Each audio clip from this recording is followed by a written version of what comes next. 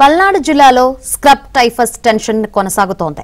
Scrub typhus వ్యాధి లక్షణాలతో సత్తెనపల్లిలోని కొమరపూడికి చెందిన వృద్ధురాలు మృతి చెందింది. 10 రోజుల క్రితం జ్వరం, ఒంటి నొప్పులతో వృద్ధురాలు గుంటూరు ప్రభుత్వ ఆసుపత్రిలో చేరింది.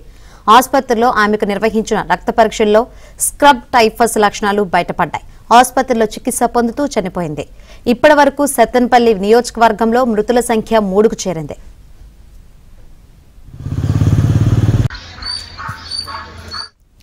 మరిన్ని వివరాలు అందించేందుకు మా ప్రతినిధి సాంబశివరావు సిద్ధంగా ఉన్నారు. సాంబశివరావు, పల్నాడు జిల్లాలో స్క్రబ్ టైఫస్ వ్యాధి విజృంభణ అయితే కొనసాగుతుంది.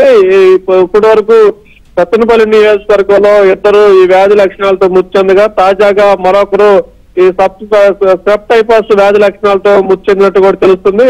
ముప్పాల మండలం రుద్రవారి గ్రామానికి చెందిన ఒక యువతి కొద్ది రోజుల క్రితం మృతి చెందగా, అదేవిధంగా రాజుపాలెం మండలం చాటుపాపాయపాలెం వద్ద ఉన్న ఆర్ఆర్ సెంటర్ లో ఒక వృద్ధురాలు చనిపోయింది. తాజాగా సత్తెనపల్లి మండలం కొమరపూడి గ్రామానికి చెందిన ఒక వృద్ధురాలు కూడా ఈ రోజు గుంటూరు ప్రభుత్వ ఆసుపత్రిలో చికిత్స పొందుతూ మృతుంది. గత 10 రోజుల క్రితం జ్వరం, ఒంటి నొప్పులతో కూడా కొమరపూడి చెందిన వృద్ధురాలు గుంటూరు జీజీహెచ్ లో చేరింది. ఆమెకి స్క్రబ్ టైఫస్ లక్షణాలు ఉన్నాయని కూడా చికిత్స అందుతున్న నేపథ్యంలో ఈ రోజు ఆమె చికిత్స పొందుతూ మృతి చెందింది. మొత్తంగా పల్నాడు జిల్లా సత్తెనపల్లి నియోజకవర్గంలోనే 3 మృతి చెందడం ఇప్పుడు అక్కడ ఉన్న స్థానికులను అయితే కలవరపాటు గురి చేస్తున్నట్లు కూడా చెప్పుకోవచ్చు. Shankari, right, thank you Sambasivarao.